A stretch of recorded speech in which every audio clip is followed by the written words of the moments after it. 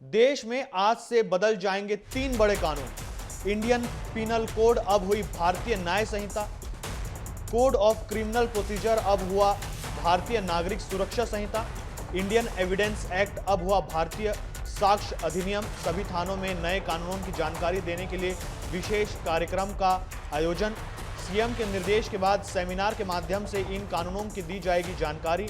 मुख्यमंत्री ने आमजन को नई कानूनों की जानकारी देने के दिए निर्देश। आपको हम बड़ी खबर बता रहे हैं इस वक्त की 1 जुलाई से भारत के कानून में बड़ा फेरबदल। 3 नए आपराधिक कानून आज से लागू हो गए हैं।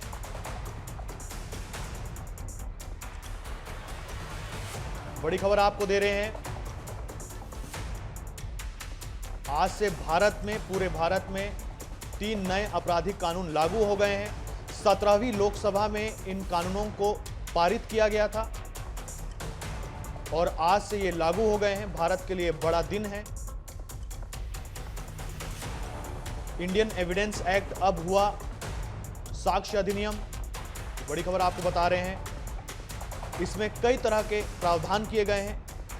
महिला सुरक्षा से जुड़े हुए कई मुद्दों को इसमें जोड़ा गया है।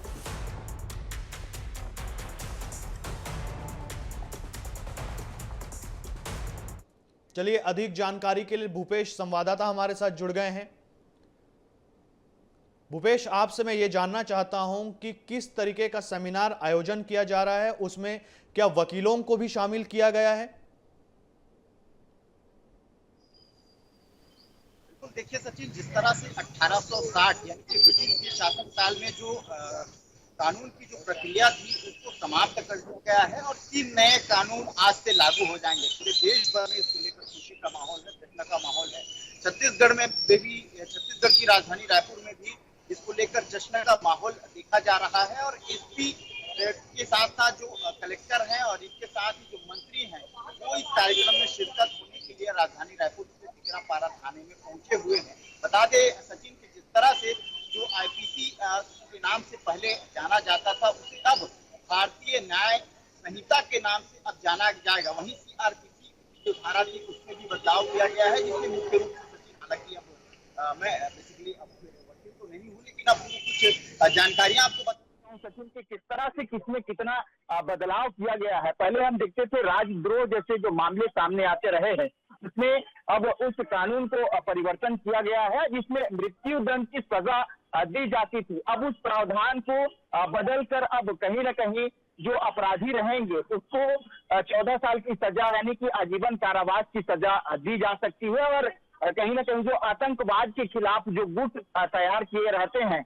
उनको अब भारतीय न्याय संहिता के अनुरूप, पहले सचिन बता दें कि आईपीसी जो धारा थी यानी कि भारतीय दंड संहिता के रूप में ब्रिटिश काल में इसे जाना जाता था और अब भी उसी नाम से जाना जाता रहा है, लेकिन अब इसको भारतीय न्याय संहिता यानी कि लोगों को न्याय दिलाने के लिए अब कानून में परिवर्तन किया गया है सचिन। और इसमें आतंकवाद का जो गुट बनाएगा अब ये दंडनीय अपराध माना जाएगा और उन्हें आजीवन कारावास की जो सजा है वो दी जा सकती है। एक और आपको बता दूं सचिन कि जो संगठित अपराध के जो मामले आते रहे हैं, संगठित अपराध में खासतौर पर सिंडिकेट जो विधि विरुद्ध कई जो दंडनीय अपराध कार्य करते रहे हैं उसमें भारतीय एकता और अखंडता की ओर ले जाने के लिए अग्रसर इस कानून में एक नया प्रावधान लाया गया है। कुल मिलाकर महिलाओं से लेकर भारत के जो प्रत्येक जन जन के लोग हैं उन तमाम लोगों के लिए ये जो नया कानून है वो काफी ज्यादा कारगर साबित होने वाला है। एक और बात आपको बता दूं सचिन की जिस तरह से जो एफआईआर दर्ज करने की जो बात सामने आती रही है, तो एफआईआर कई दफा ये बात आता है कि एफआईआर नहीं करते हैं पुलिसकर्मी, तो अब ये नए कानून के अनुरूप 3 दिन के भीतर यानी कि 3 दिन का जो समय रहता है, समय अवधि के भीतर जो एफआईआर है, फर्स्ट इंफॉर्मेशन रिपोर्ट पेश करना होगा, रिपोर्ट दर्ज करना होगा। तो कहीं ना कहीं ये जो नया कानून लाया गया है जो पूरे प्रदेशवासियों के साथ साथ पूरे देशवासियों के लिए काफी अहम माना जा रहा है। महिलाओं के लिए भी इस कानून में खासतौर पर बड़ा प्रावधान इस बार किया गया है सचिन। महिलाओं के लिए जिस प्रकार से समझौते की कोई अब गुंजाइश लोगों के नहीं होने वाला है, महिलाओं के साथ जो गैंग रेप जैसे आपराधिक जो मामले सामने आते रहे हैं उसमें अब 18 वर्ष की बच्चियों के साथ अगर किसी भी तरह से कोई दुष्कर्म किया जाता है तो आजीवन कारावास दिए जाएंगे और झूठी जो पहचान छुपाकर अब अपराध दर्ज करा सकते हैं। तो कुल मिलाकर कहें तो सभी वर्गों के लिए ये जो कानून है वो अब काफी कारगर सिद्ध होने वाला है। सचिन। भूपेश, कई अहम जानकारियां आपने दी, लेकिन अब मैं अब ये जानना चाहता हूं कि क्या इस कानून के खंड में कोई भी ऐसा प्रावधान है या ग्रुप ऑफ प्रावधान है जिसमें राज्य सरकारें स्वतंत्र रहेगी कि इन कानूनों में वो संशोधन कर सकें?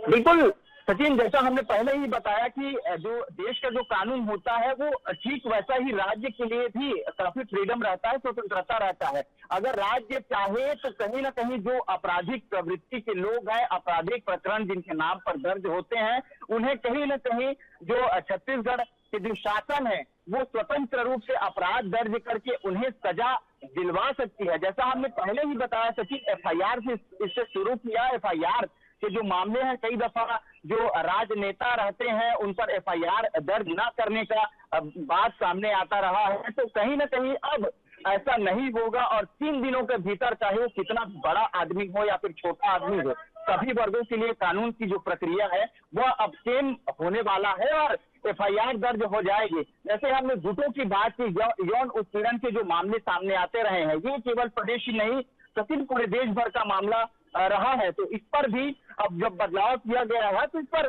प्रदेश में बात इसकी की जाती रही है। महिला सुरक्षा को लेकर लगातार जो दावे तो किए जाते रहे थे, लेकिन इस पर कोई ठोस कदम नहीं उठाया जा रहा था। लेकिन अब इस कानून में बदलाव किए जाने के बाद से यौन रोग के जो मामले सामने आएंगे उस पर कहीं ठोस निर्णय लेते हुए पीड़िता की जो मांग रहेगी उसकी जो मांग के अनुरूप उन्हें सजा देने की जो गुंजाइश है वो इस अब कानून में नया जो कानून लाया गया है उसमें ये लागू कर दिया गया है सचिन। खासतौर पर देश और प्रदेश दोनों ही इस पर संलिप्तता उनकी रहने वाली है। प्रदेश के अनुरूप अगर कोई भी काम किया जाता है तो उसमें प्रदेश की सरकार बिल्कुल स्वतंत्र रूप से कार्यवाही करने के लिए कोई बाध्य नहीं होगी। सचिन, बहुत बहुत धन्यवाद भूपेश तमाम जानकारियों के लिए। तो देखिए, आपको बड़ी खबर बता रहे थे, भारत के लिए बड़ा दिन आज। 3 नए आपराधिक कानून आज से लागू हो गए हैं।